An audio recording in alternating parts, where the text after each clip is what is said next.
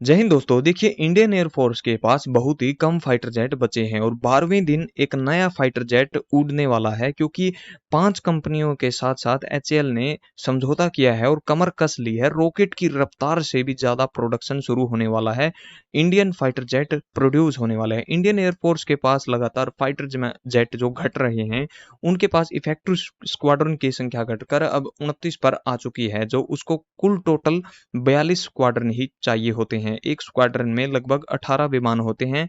एक गंभीर सोचने की बात है। इंडियन एयरफोर्स में फाइटर जेट लगातार कम हो रहे हैं और पैसे तिजोरी में रखे हुए हैं, लेकिन वही बात है कि रास्ता नहीं सूझ रहा जो सुगम और भरोसेमंद हो। भारत ने 2016 में फ्रांस के 36 लड़ाकू विमान खरीदे थे। वह डील एयरफोर्स की तात्कालिक जरूरत को पूरा करने के लिए थी, लेकिन जो प्रेजेंट में है वो जरूरत बहुत ज्यादा है। उसको पूरा करने के लिए भारत को प्रोडक्शन बढ़ानी होगी।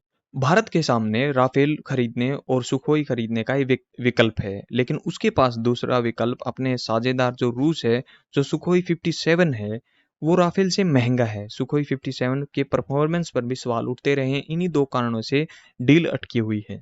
ऐसे में भारत के पास एकमात्र विकल्प जब बचता है कि अपना देसी फाइटर जेट बनाया जाए। भारत ने अपना तेजस फाइटर जेट बना लिया है।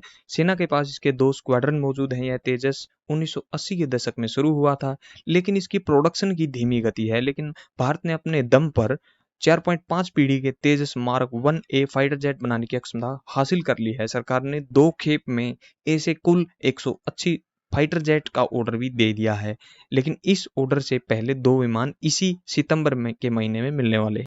दोस्तों, इसके प्रोडक्शन की धीमी गति ये है कि इसमें अमेरिका के जीई का इंजन का 400 इंजन जीई 404 इंजन लगा है, जो कि अमेरिका बनाती है, उसी देश की ये कंपनी है। और वो इंजन बनाने देने के मामले में काफ़ी लेट कर रही है, जिसकी वजह से इसका प्रोडक्शन नहीं हो पा रहा, क्योंकि पूरा जहाज तो तैयार है, सिर्फ इंजन लगना उसमें बाकी। कंपनियों को जोड़ लिया है, हिस्सेदार बना लिया है। ये कंपनियां फाइटर जेट के लिए अलग अलग हिस्से का निर्माण करने वाली हैं।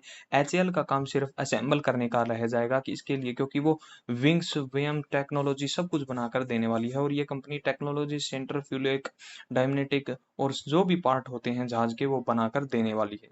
एचएएल की मौजूदा प्रोडक्शन क्षमता सालाना 16 विमान बनाने की है। वह इस रणनीति के जरिए प्रोडक्शन यानी जो प्रोडक्शन कैपेसिटी है उसको 2027 तक सालाना 30 कर लेगी। हालांकि ऐसा करने पर एचएएल का मुनाफा तो कम हो जाएगा, जो कि 12% है, घटकर 6% रह जाएगा। लेकिन ऐसा करने से एचएएल पहले खेप के ऑर्डर से 83 विमानों की जल्दी आपूर्ति कर देगी।